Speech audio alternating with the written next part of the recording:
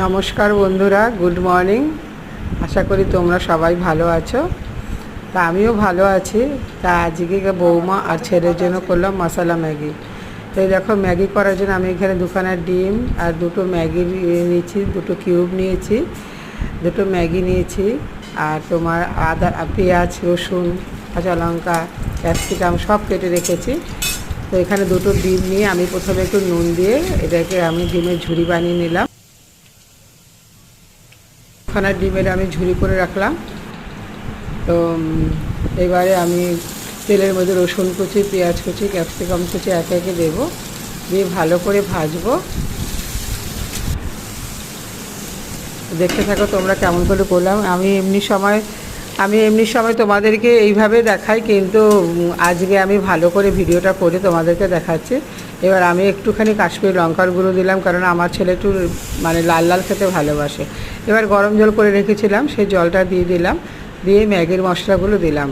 সবাই তোমরা ম্যাগি করতে জানো, কিন্তু আমি ভিডিওটা যেহেতু করেছি সেহেতু তোমাদের সাথে শেয়ার করলাম।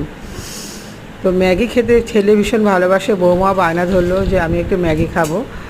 তো এবার ম্যাগিগুলো আমি, জলটা যখন ফুটে উঠলো আর সবজিগুলো একটু সেদ্ধ হয়ে গেল, তখন আমি ম্যাগিটা ছেড়ে দিলাম।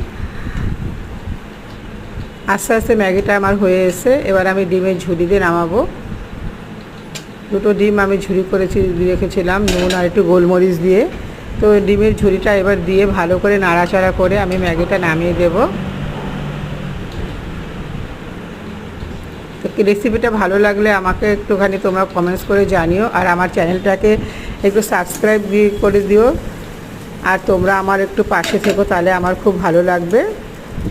তো যাই হোক, এই ছিল আমার পরশুদিনের, এটা আমি পরশুদিন করেছিলাম, এটা আবার পরশুদিনের ইভিনিং স্ন্যাক্স। দেখো কেমন লাগলো তোমাদের।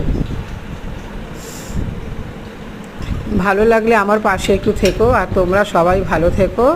এখন গরম পড়েছে, একটু হালকা পাতলা খাওয়াটাই ভালো, কিন্তু যেহেতু ঘরের খাবার খেলে অতটা অসুবিধা নেই, তো আমি ঘরেই ছেলে বৌমাকে করে দিলাম। তো আমি রান্না করতে খুব ভালোবাসি, যখনই ইচ্ছে হয় আমি রান্না করি। আর রান্নাটা নিয়ে আমি মন ভালো করতে ভিডিওগুলো করি। তো তোমরা আমার পাশে থেকো। তো কেমন হলো আজকের এই ম্যাগি রান্নাটা তোমরা একটু কমেন্টস করে জানিও, আর আমার পাশে থেকো, আর চ্যানেলটাকে একটু সাবস্ক্রাইব করে দিও। আর যারা আমার পাশে আছে তাদেরকে অসংখ্য ধন্যবাদ। টাটা। তোমরা